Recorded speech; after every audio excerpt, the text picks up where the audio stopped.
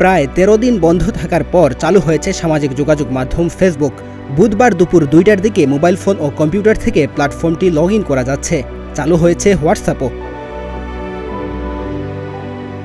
Facebook এবং internet বন্ধ করে দেওয়ায় বিপাকে পড়েন দেশের সব শ্রেণী পেশার মানুষ।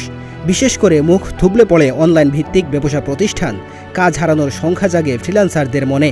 স্বজনদের সাথে যোগাযোগ করতে না পারায় হাঁসফাঁস করতে থাকে কোটি মানুষ। ফেসবুক ফিরে পেয়ে যেন প্রাণ পেয়েছেন তারা। এখন তো অনুভূতিটা মনে হচ্ছে যে একটা নতুন যুগে আবার আমরা আসছি।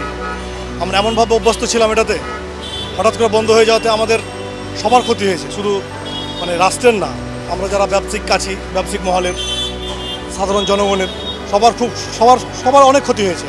এই ক্ষতি ওভারকাম করতে একটু সময় লাগবে।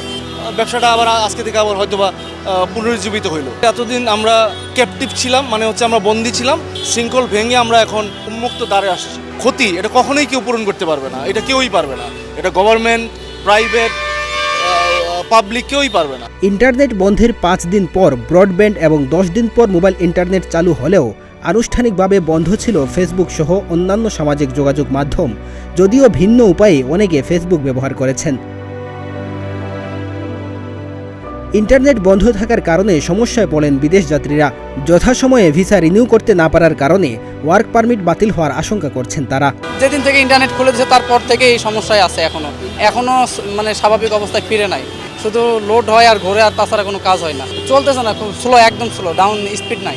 ইন্টারনেট কানেকশন না থাকার কারণে অনেক সমস্যা হয়েছে। যেমন আমাদের ভিসা অ্যাপ্লিকেশন করতে পারিনি আমরা, এই যে ভিসা সেন্টারের কাগজপত্র সব বন্ধ হয়ে গেছে, ভিসা ডেলিভারি হতে লেট হইতেছে।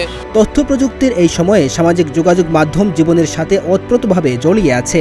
বিশেষ করে তরুণদের তো ফেসবুক ছাড়া চলেই না। তাদের অনেকের কাছেই ফেসবুক ফিরে পাওয়া নতুন জীবন ফিরে পাওয়ার মতো বলে উল্লেখ করেছেন।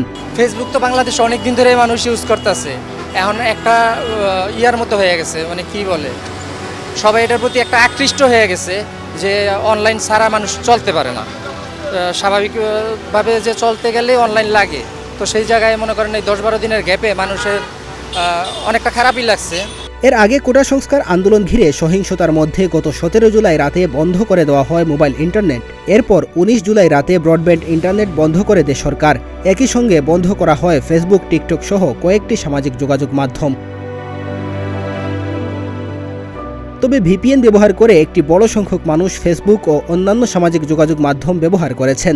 একইভাবে সরকারের একাধিক সংসদ সদস্য এবং মন্ত্রীকে ফেসবুক ব্যবহার করতে দেখা যায়। মেহেদী হাসান তালহা, প্রতিদিনের বাংলাদেশ।